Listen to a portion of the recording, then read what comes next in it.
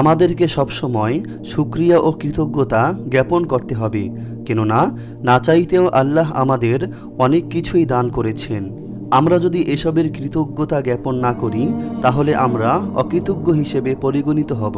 হাদিসে এসেছে, হযরত নুমান বিন রশিদ রাদিয়াল্লাহু তাআলা আনহু বর্ণনা করেন, রাসূলুল্লাহ সাল্লাল্লাহু আলাইহি ওয়াসাল্লাম মিম্বরে দাঁড়িয়ে বলেন, যে ব্যক্তি অল্পে তুষ্ট হয় না সে অধিক পেয়েও কৃতজ্ঞতা প্রকাশ করে না, আর যে ব্যক্তি মানুষের প্রতি কৃতজ্ঞতা জ্ঞাপন করে না সে আল্লাহ তাআলার করুণারাজিতেও কৃতজ্ঞতা আদায় করতে পারে না। আল্লাহ তাআলার অনুগ্রহ রাজির উত্তম স্বীকারোক্তি প্রকাশ করাটাও কৃতজ্ঞতা জ্ঞাপন, আর আল্লাহ তাআলার অনুগ্রহের উত্তম স্বীকারোক্তি প্রকাশ না করাটাই অকৃতজ্ঞতা।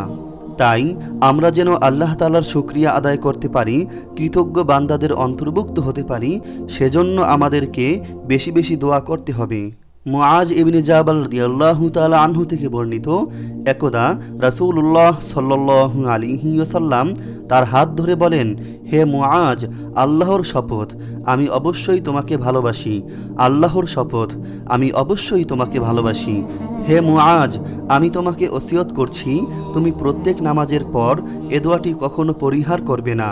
দোয়াটি হলো, আল্লাহুম্মা আইন্নি আলা যিকরিকা ওয়া শুকরিকা ওয়া হুসনি ইবাদাতিকা। দোয়াটি আবার বলছি, আল্লাহুম্মা আইন্নি আলা যিকরিকা ওয়া শুকরিকা ওয়া হুসনি ইবাদাতিকা। দোয়াটির অর্থ, হে আল্লাহ, আপনার জিকির করতে, আপনার শুকরিয়া জ্ঞাপন করতে এবং সুন্দরভাবে আপনার ইবাদত করতে আমাকে সাহায্য করুন।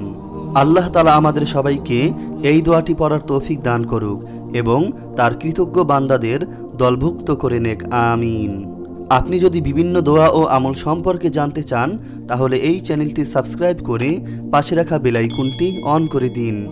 আপনার প্রতি শুভকামনা রেখে আজকের মতো বিদায় নিচ্ছি। আসসালামু আলাইকুম ওয়া রাহমাতুল্লাহি ওয়া বারাকাতুহু।